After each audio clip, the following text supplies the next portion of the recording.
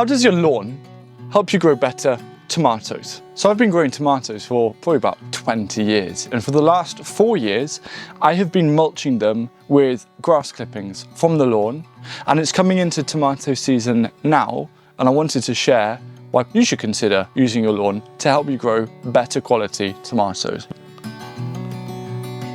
I've learned that with gardening, sometimes it's the simplest of solutions that are the most effective.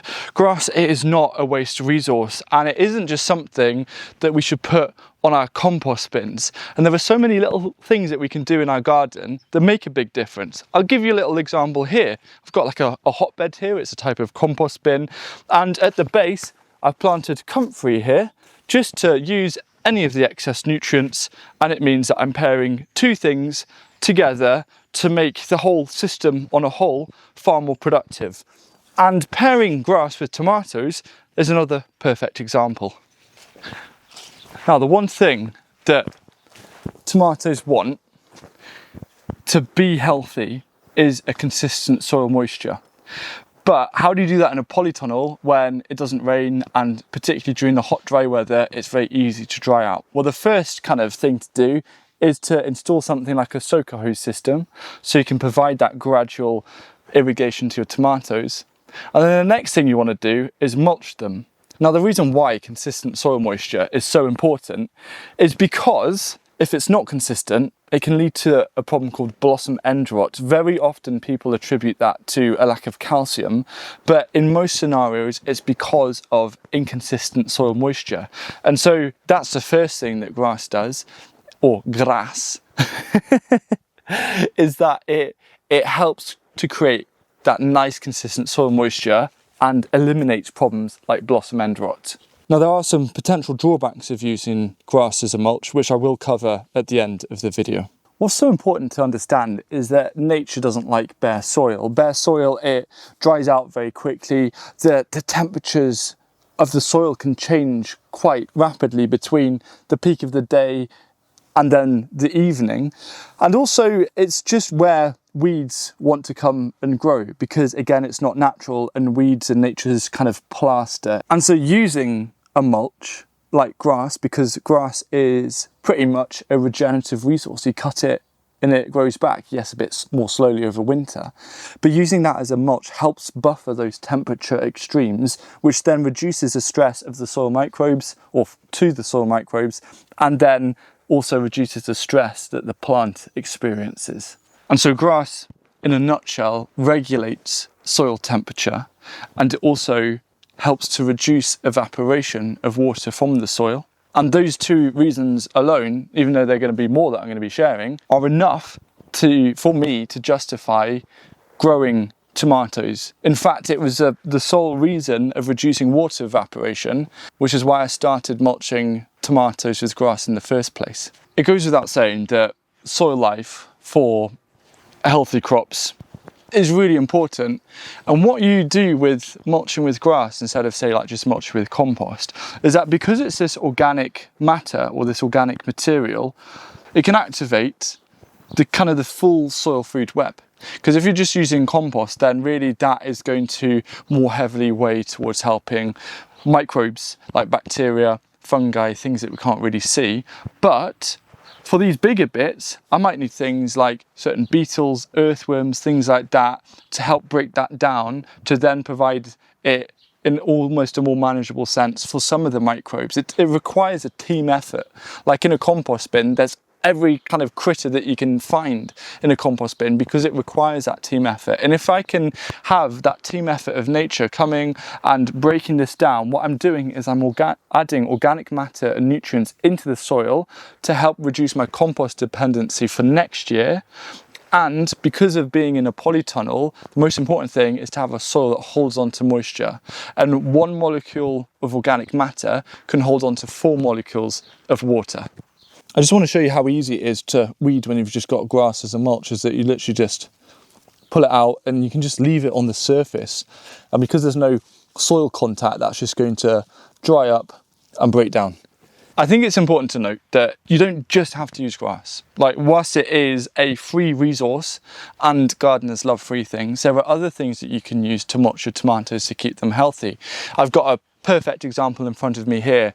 This is comfrey, and I can cut the comfrey, mulch it under the tomatoes, and this is also going to break down, in fact that's going to break down really quickly and help provide a slow release feed for your tomato crops to help them with ripening and developing the fruits.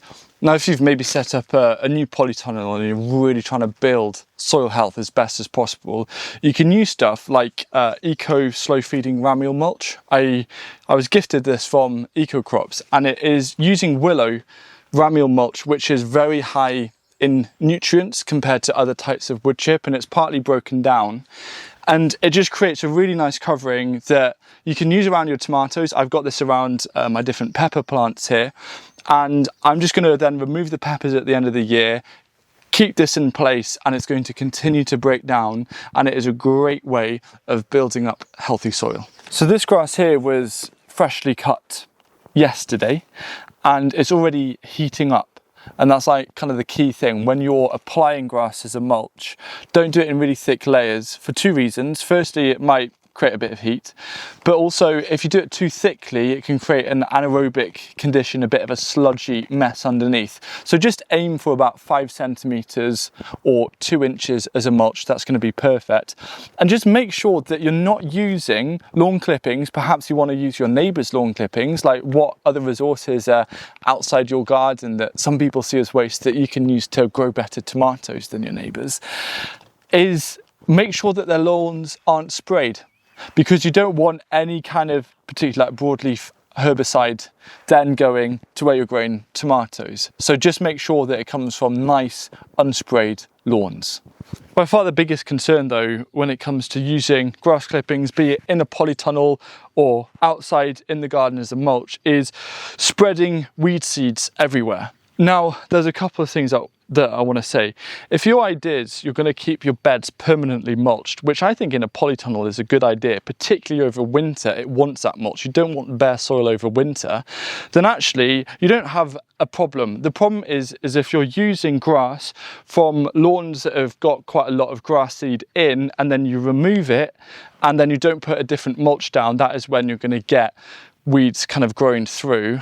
But if you maintain on top of it, if you have a small garden, all you need is a hoe, and every couple of weeks you can just hoe off any of the weed seeds coming through, and it's quite easy to manage. But really your soil is begging for that layer of protection, like in nature. In nature, grass is very often that layer of protection. So in a way, you're being as close to nature as possible by harvesting these grass clippings and providing them as a mulch to help your plants grow. The other thing you don't want to do when you are mulching anything with anything is you don't want to smother around the stem. You don't want to pile it up against the stem. That can just lead to various different issues. It's not worth doing. Instead, what you do is you do your usual kind of like layer around, and you can pack it around, but then go through using your fingers just to like release it a bit, and it creates this little bowl shape, which actually if you're watering using a hose or a watering can, it just helps to collect that water and concentrate it down into the stem, and it keeps it open, nice for airflow, and keeps your plant healthy. There's nothing that cool about grass. It's not an amazing invention that you can buy or brew or something. It's just something you cut. For so many people, it's a waste resource. But what grass does offer is an incredible amount of benefits for what is seen as something that people just walk over every day. How dare people just walk over grass every day without appreciating the amazing benefits it can bring to growing tomatoes.